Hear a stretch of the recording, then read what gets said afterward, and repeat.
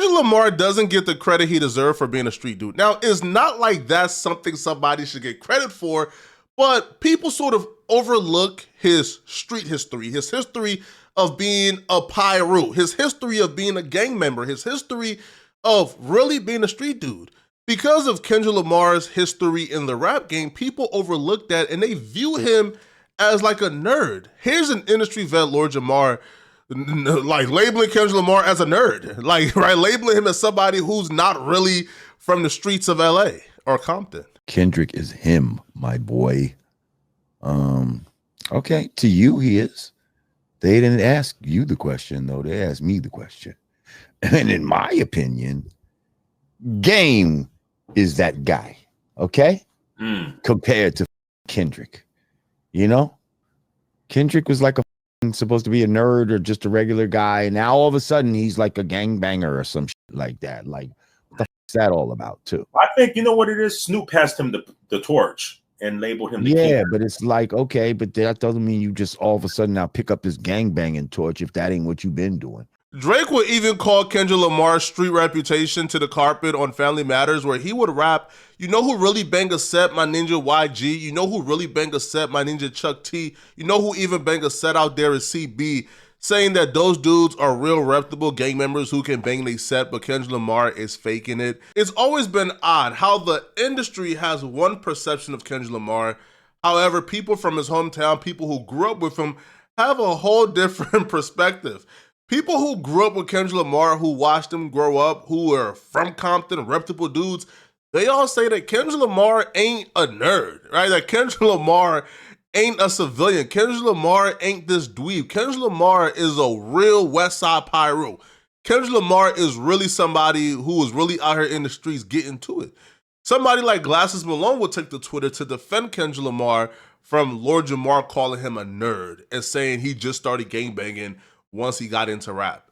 Glasses Malone will say, "I really don't know where this nerd-ish comes from with Dot. That Good Kid, Mad City title messed everyone up." Now, Glasses Malone have gone on multiple podcasts and have said on his own platform, by the way, that Dot ain't no good kid. Yo, Dot, Dot was a part of the Mad City. Like, Dot was contributing to the Mad City when he was on that. He just evolved and became a good man, a good father with moral principles and integrity. And he can no longer be that young, dumb, reckless kid. But just because he's no longer that young, dumb, reckless kid, don't think for 1 second he's pretending or he's perpetrating something that he didn't come from, because he really came from it. Even me, I've been a victim of the narrative. At some point, I believed Kendrick Lamar was a nerd and a dweeb.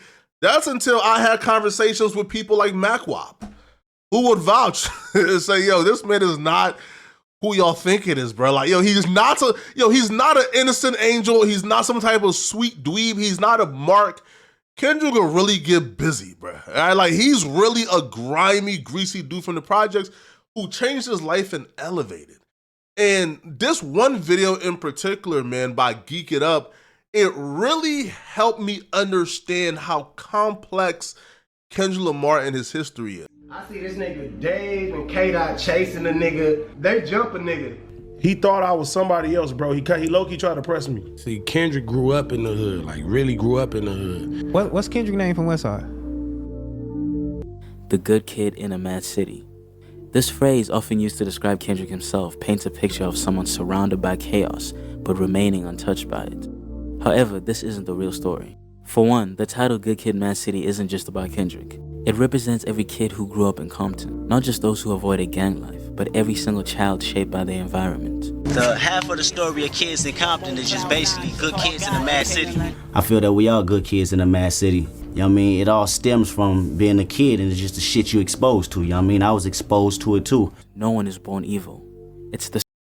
Yeah, let's start this narrative right here, right? Now, I'm open to hearing the Kendrick Lamar story of how he went from this good kid, or how he went from this bad kid who then, got influenced by his environment, but then he changed life around. I'm here to hear the fairy tale, bro. But let's not start lying to ourselves, bro, that the kids who are gangbanging in the hood, that these kids are somehow good kids and angels who just just happen to fall victim to circumstance, bro. That's not true. Because the majority of kids in the hood are not gangbanging, all right? Gangbangers are a very small, select few of the people who are in these urban environments. The majority of kids who grew up in the hood never gangbang.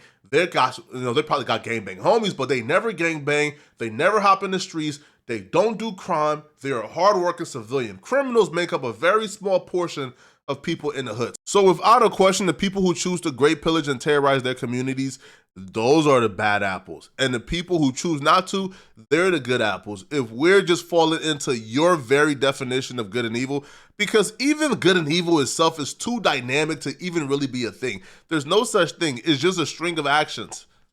I mean, I was exposed to it too. No one is born evil. It's the circumstances and environments we grow up in that mold us. The album captures this Nobody is born good. Universal experience, reflecting on how good people can be pushed to do terrible things. Kendrick, like many others from his neighborhood, did some of these terrible things. I don't think they really understand the story all the way. As far as I put out there, I'm just the good kid in the mad city. You know what I mean? I put out the positive out there, but they don't know the negatives I had to go through yet. I told them I went to school and I got straight A's, but I didn't tell them that I was out there with in the streets with the homies.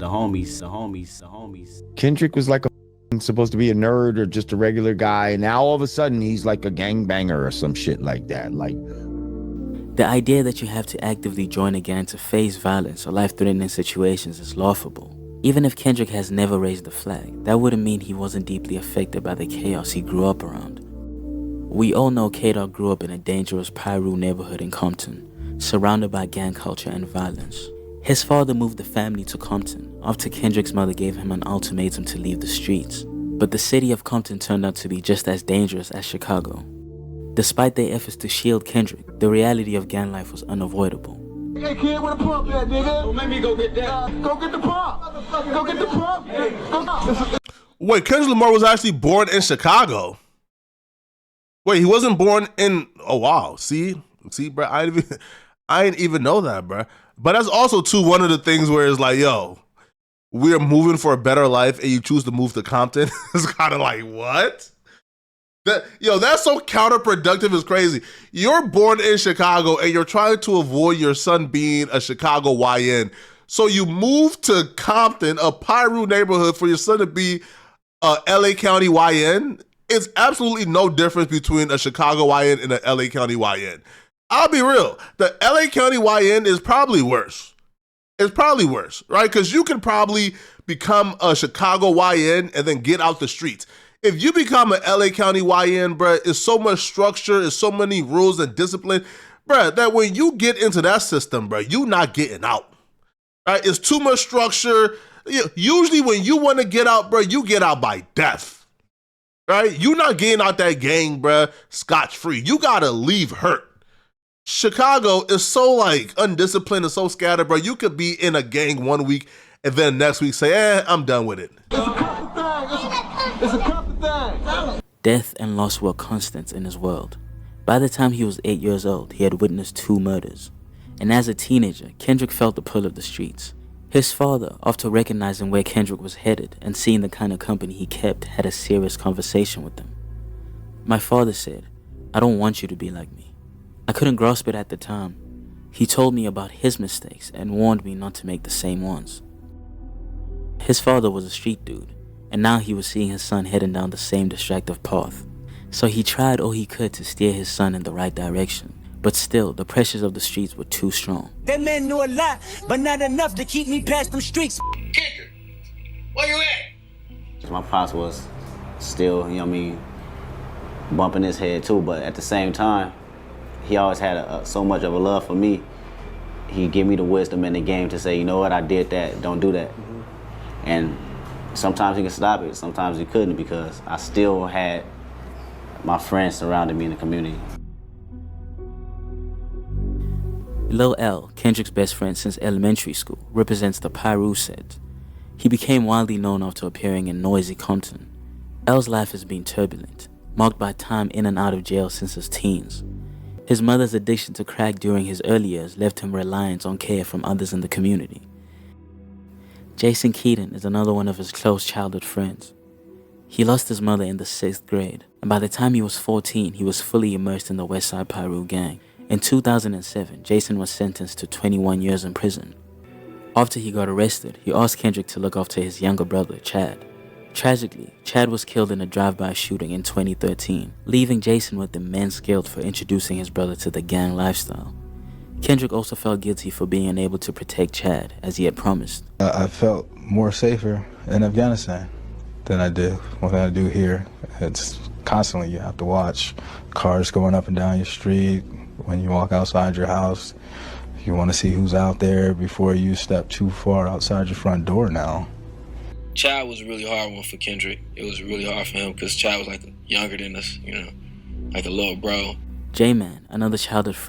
Wait, but 2013, Kendrick was already on though, right? Because in 2013, Kendrick was already a famous person, and that's one of the, and that's also too one of the things, right? Because being famous, we automatically just associate that with being rich and having a lot of money. But in 2013, I think because that was Good Kid, Mad City dropped that year, right?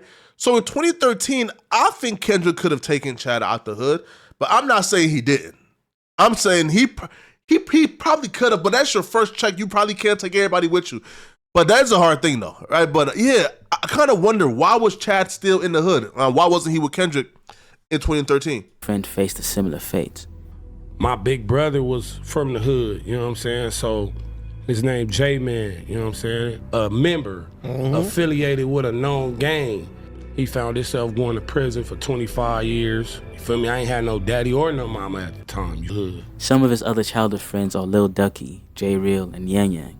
Ducky recently just finished a 10-year prison sentence. So about that Piru, nigga do 2 summers of participation. Bitch, I went 25 summers straight. I've been knowing this nigga Kendrick on my son life. On my son life. I've been knowing this nigga since this, nigga. Yes. On my son, nigga. Yeah. No cap, nigga. J Real and Yang Yang are mentioned in Kendrick's song Mad City and have appeared in his music videos. However, there isn't much information about them. G-Weed is someone who he calls his big homie. He is currently doing 11 years in prison. Everyone up. Damn. And these dudes are going to prison after Kendrick Lamar got on.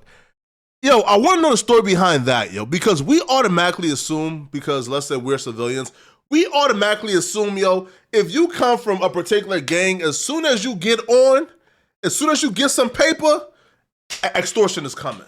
Because if they were extorting Kendrick and taking money from him, they would be in mansion somewhere. They wouldn't be in prison. And then the second most important thing to really point out here, these dudes are going to jail on their own free will. Kendrick Lamar isn't leading his homies down the path of destruction. Kendrick Lamar, we just heard him, he's experienced a lot of losses. He have experienced losses that really affected him. But you know what he didn't do, Lil Durk? All right, he didn't get a loss, figure out who did it, and then drop $1 million to have 5 more homies crash out and lose their life to the prison because he paying them to go ahead and slide back and get revenge. You have to applaud him, because it looks like even though he came from an environment of destruction, he was truly committed to leveling up and elevating after getting out of that environment. And he was not gonna go back and lead his homies down a path of destruction. It looks like he was concerned with elevating his homies. Unlike the rappers we see today, where all they're concerned about is being mafiosos, right? They want to be mafia bosses so bad. So like they go ahead and put together these sloppy plots. They put money in the streets and pay their homies to do violence instead of paying their homies to lead the streets and start businesses and be productive citizens. So far, all falls under the Westside Pirus.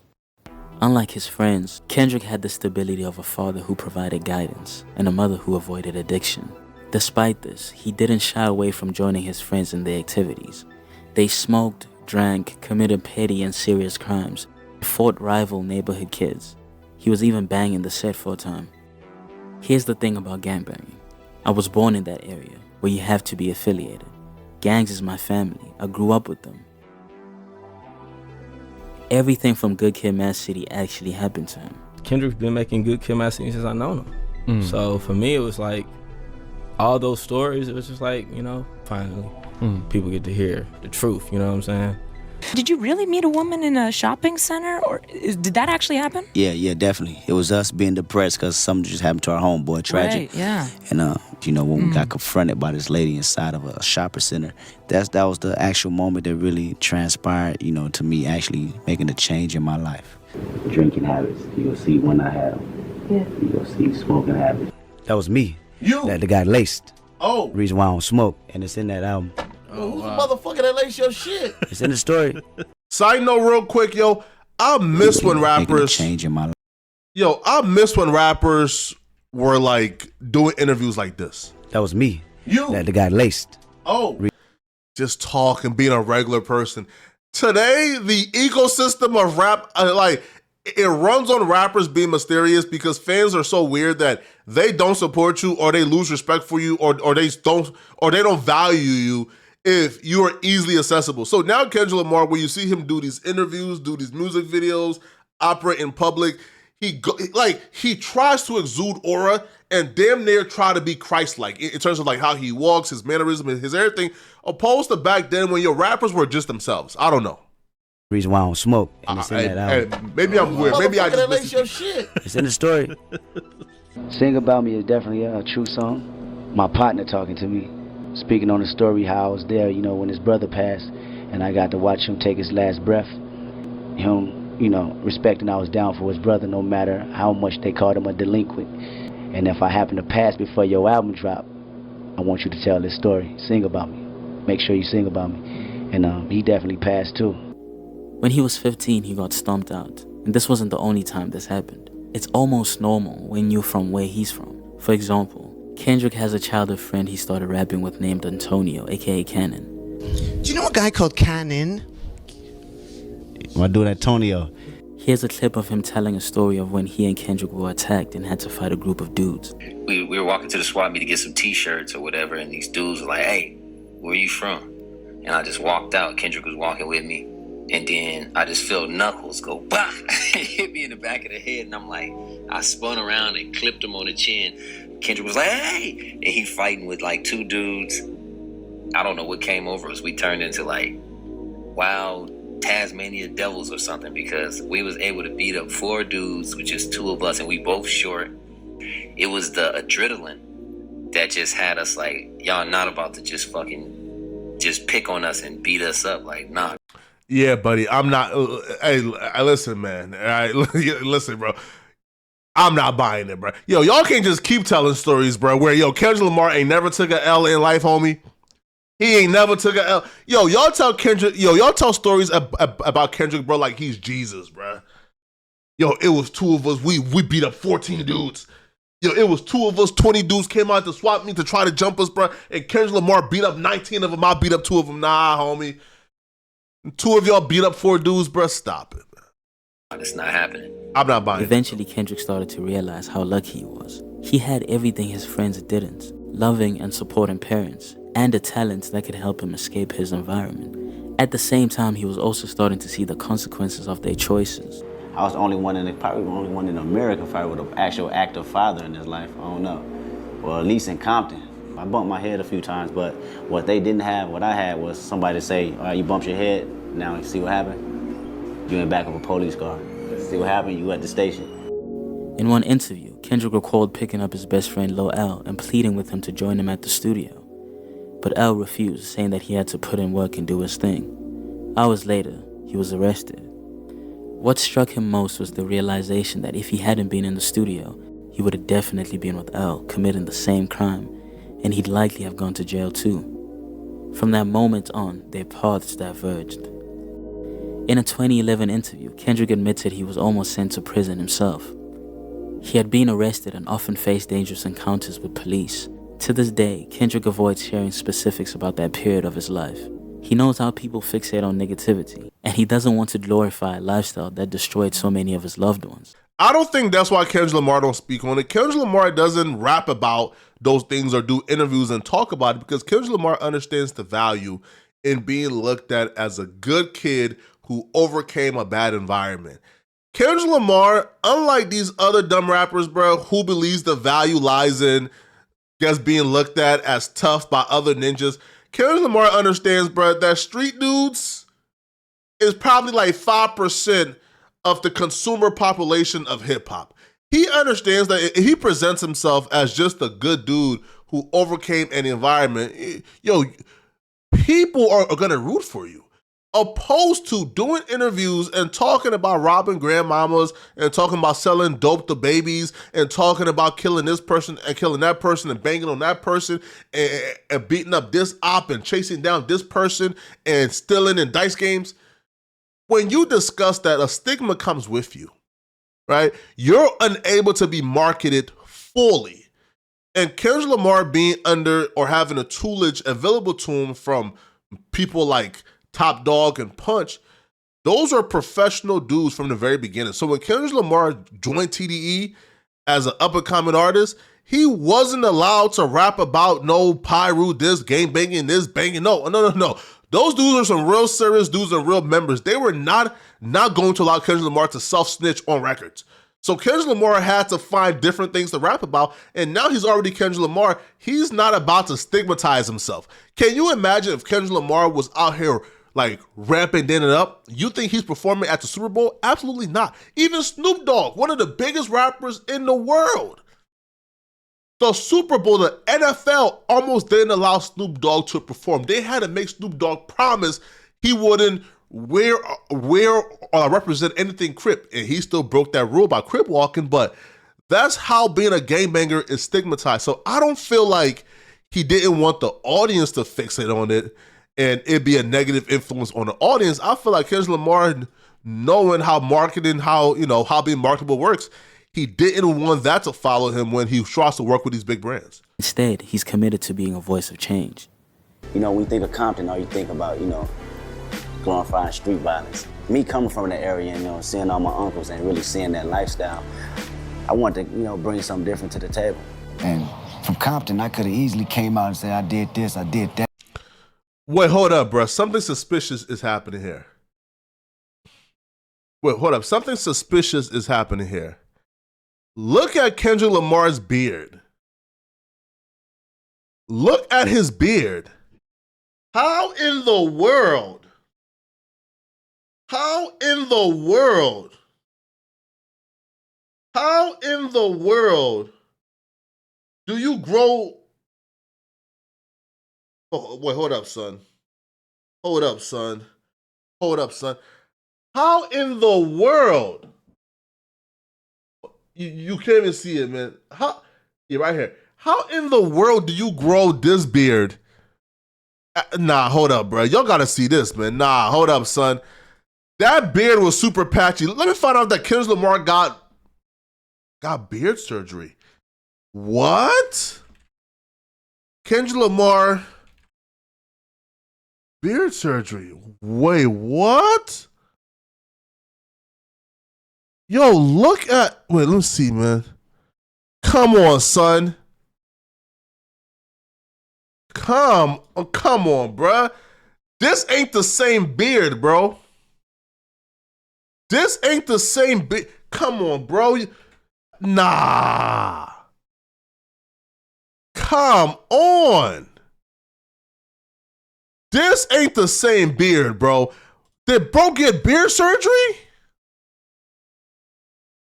That I done killed a whole bunch of niggas. I done blood. You know what I'm saying? I'd rather talk about something a little bit more deeper than that.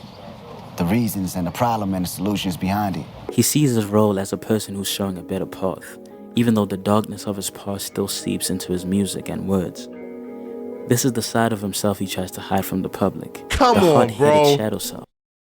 Come on, bro. Showing a better path, even though the darkness of his past still seeps into his music and words. Come on, bro. Yo, bro. Yo, bro, he went and got the Jesus beard, bruh. This ain't natural. I don't know, man. Yo, shout out to Kendrick, yo, but he ain't grow this, bruh. This is beard graft surgery or something. This is the side of himself he tries to hide from the public. The hot-headed shadow self, as his partner Dave Free calls it. In a 2022 W Magazine interview, Dave reflected on the side of Kendrick. Those moments when we would get impressed, or me seeing that side of Kendrick which people don't know. I've seen that side of him where he'd be a poet in one moment, but then he'd be protecting himself or his family. Through it all, Kendrick chose to rise above. Most of his friends didn't get that chance, and that's why he refuses to romanticize the streets. First off, RP to my nigga S Braze, my nigga Chad, and my big homie Pup. I do it for them, but that shit hurted when they took my niggas away from me, man. Shit, all of them died gunshots. Got killed. This person takes somebody you love, you feel like you want to go get some revenge, you know what I'm saying? Like, seeing him battle with that on the road was like hard because it's like, it was real, it's like. Forgiving his friend's killers was an emotional burden, made heavier by the guilt of leaving his friends that were trapped back home. His friend G-Weed was shot in the head and then right after sent to prison for 11 years. Another friend from the neighborhood, Key Riches, was killed a few years ago.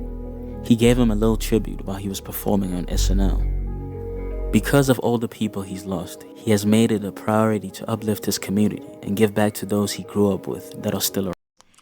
Man, shout out to Kendrick Lamar, man. Listen, give credit where credit is due. Bro came from an environment, and unbeknownst to me, he was really living like that. He was really from that environment, really in the streets, and he changed his life. And that right there is all we ask from rappers. And I would be a flaming hypocrite if I sit here and I chastise these drill rappers and these rappers for making it big and then putting money back in the streets and leading their homies to their demise. I'll be a hypocrite if I didn't big up Kendrick Lamar, if I didn't applaud Kendrick Lamar for changing his life and elevating with the people he grew up with.